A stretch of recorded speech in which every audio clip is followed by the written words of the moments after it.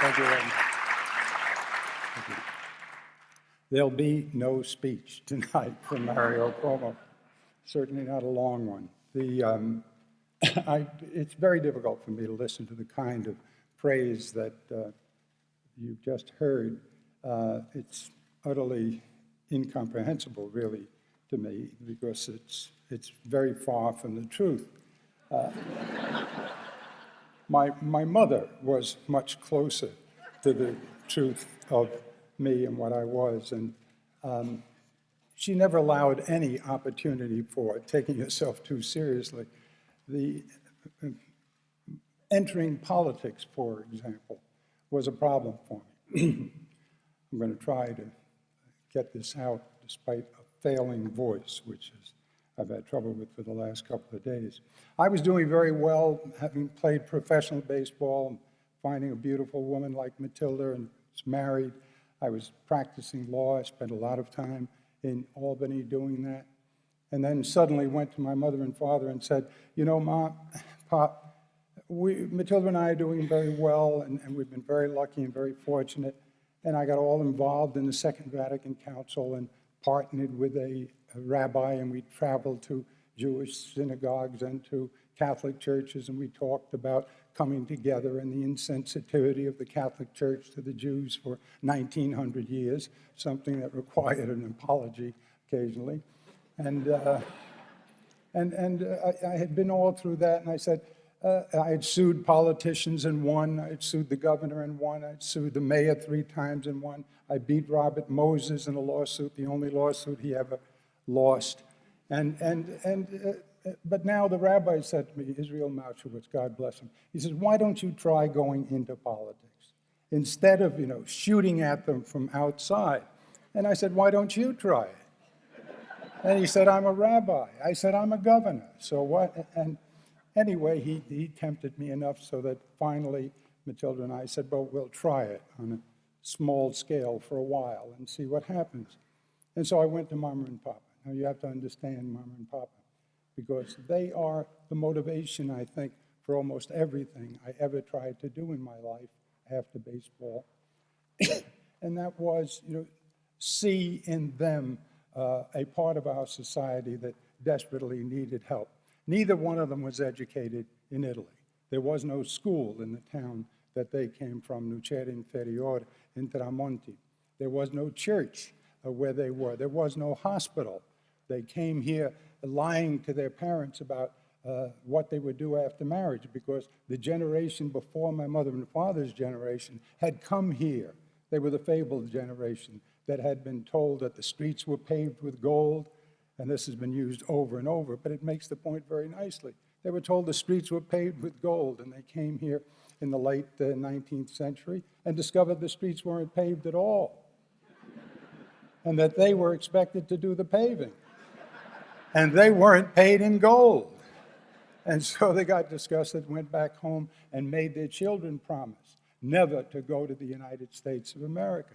And so they had to lie to come here. They got married. They had a secret plan. She got pregnant. He came, went to Jersey City. He was a ditch digger, came at exactly the wrong time, 1929. He was out of work. Mama followed him with a child, Frankie, who had been born in Italy. And no money, no friends, no Medicare, no Medicaid, no government to help them. And that's where they were. And one of their children, named Mario, died of what later it was figured was a cold or a fever or something. But there was no clinic. There were no friends. She had no place to go. There was no government helping her. And so she lost Mario. Eventually, she had another one, but that was in Queens with the help of a Jewish gentleman, Kessler, who gave my father a job in the back of the grocery store, lifting things and doing the heavy work, because Kessler himself had had a heart attack and couldn't do it. And a friend of my father's who was in Jamaica, Queens, but who had come from the same país as my father, said to Kessler, these people are there, they have nobody, put them in the back of the store. I was born delivered by a midwife behind the store. And all I could think of as I grew in those years was my mother, my father, and how they got through it, how did they manage to do it? How did they eventually manage to have 4 children, get them all educated, and live a very good, solid life, never with any elegance, never with any extraordinary comfort.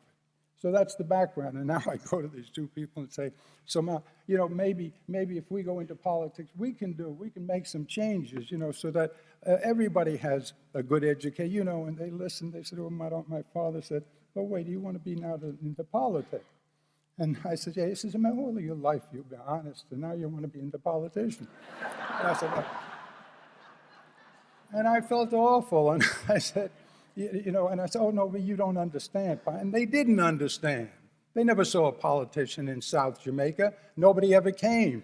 Nobody ever would. We didn't have a policeman on the street in South Jamaica. We identified ourselves by our police precinct. Where are you from? 103rd Precinct. Woo, I'm not going to mess with you.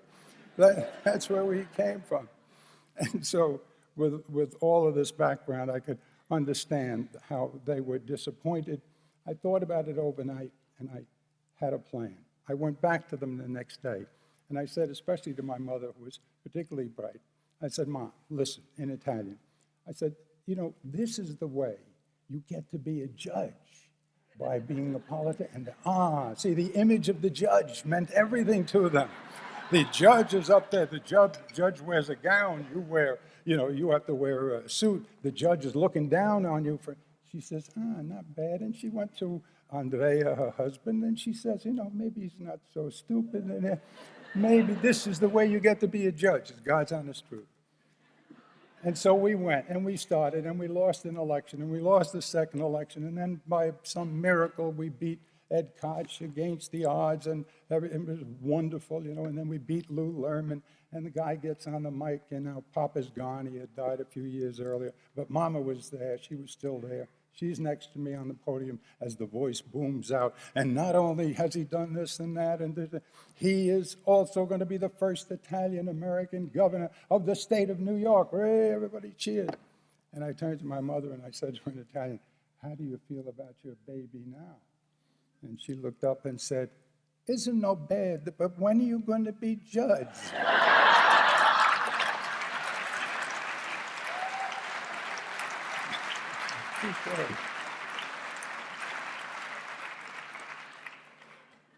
She died at 95. Thank God she didn't know.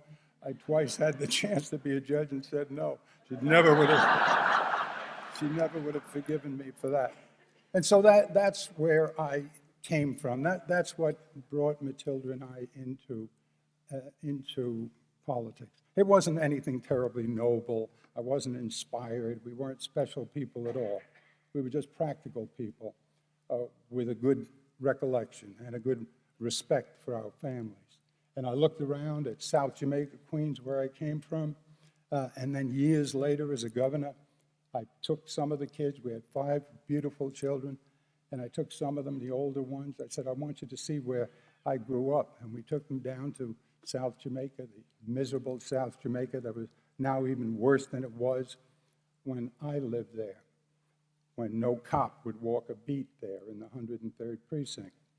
And I said, and the store that we had lived in was now all bricked up and served as a drug den. And the police who knew, because I was governor at the time, police who knew that I was coming on a visit, and they tried to discourage me from taking the kids there. They said, Governor, you won't want the kids to see what we saw, what you're going to see there. I said, I want them to see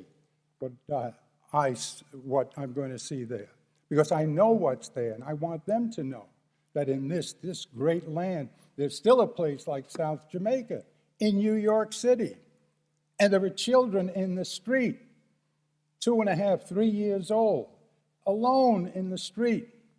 And these kids are going to grow up familiar with the sound of gunfire before they've ever heard an orchestra play.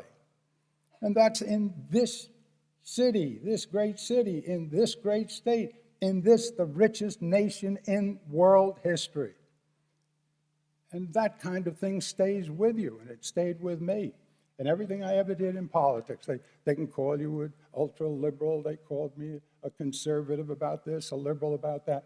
But there was one thing that I felt most deeply, And it's what, in the end, this institute is all about. It's what do you do about a situation like this? What do you do about a situation where you have the greatest wealth in world history, where you have spectacular people of tremendous wealth in the billions, soon to be in the trillions of dollars,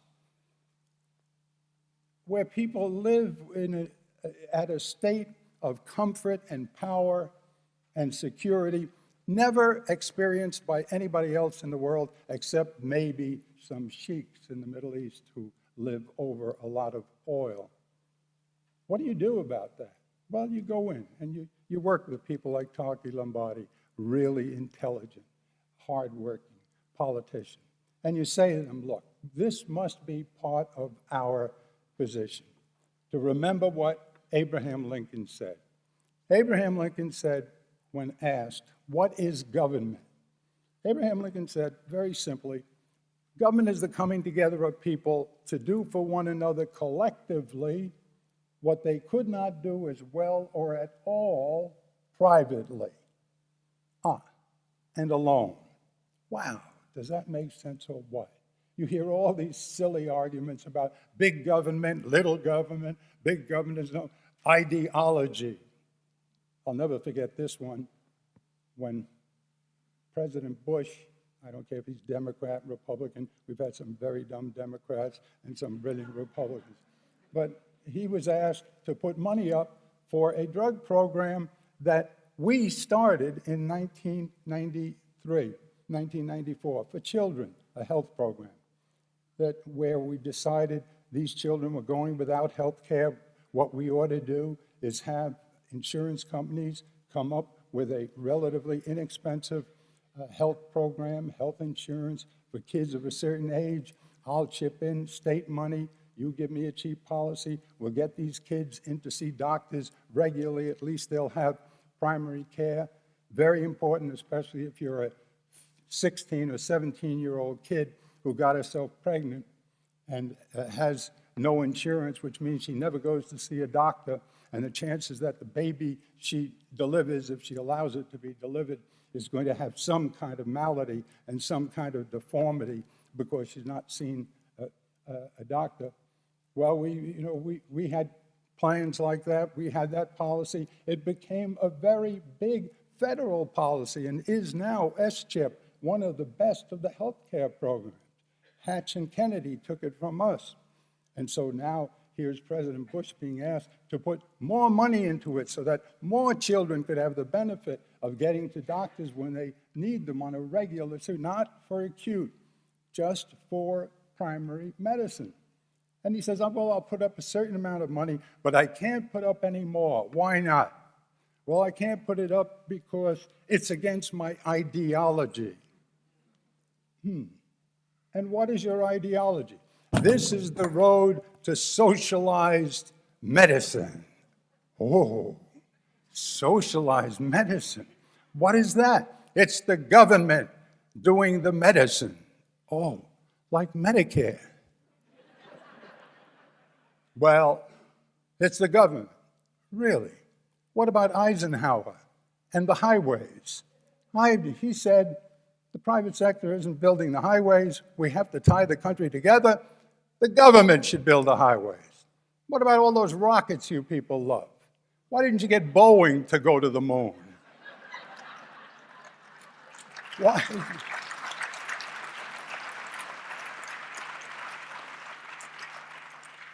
And those are the kinds of things that discourage me about, well, not greatly, but discourage me or annoy me about government.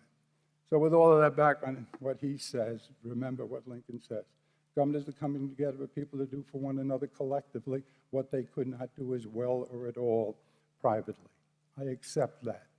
If, in fact, we had written into the Constitution in 1787 that there should be health care for everybody, that there should be education for everybody, even for the poor. If you had done it in 1787, the state of New York did it, incidentally, before the federal government had a chance to write its Constitution, but it wasn't in the Constitution. Well, what did the private sector do about health care from 1787 till 1965? Nothing. Nothing. They didn't take care of the poor people. Nobody took care of the poor people. And so finally we looked up after 177 years or whatever it was and said, well, look, maybe the government ought to do it. And so you stepped forward with Medicare and you stepped forward with Medicaid. And that's the way it should work if it is important and needs to be done. And you can't get it done by the private method, the market system, philanthropy. That should be the first choice. But if it fails, of course government should come forward. This program that you've seen, all the beauty you've witnessed here tonight, all the intelligence, all the sweetness, all the laughs, all the culture that this institute has brought to you and that you love so much, all the glorious things that geniuses like Doris Kearns Goodwin bring to us, all of those things are being brought to you through an institute that's run by the government. It's the schools that do it, the wonderful, wonderful state schools that do it. It was Tarkey and his friends on the Democratic side and the Republican side who did it. It was a governor who did it. I happen to be lucky enough to be involved.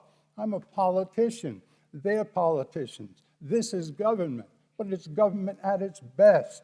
And it makes the point that there are so many wonderful things we should have as a society that we don't have because government fails to get to it. In this case, government didn't fail because of Kennedy. Kennedy was the inspiration. Kennedy made it happen, and that's why it's so important to me. Now, I'm not going to go any further. I could, because there's a lot more I could say on the political issue. I'm not going to because we have a question and answer period, and whatever other questions you have, if anybody asks me why I said no to being a judge, that's a question I cannot answer because it'll get me in trouble with my mother. Thank you very, very much.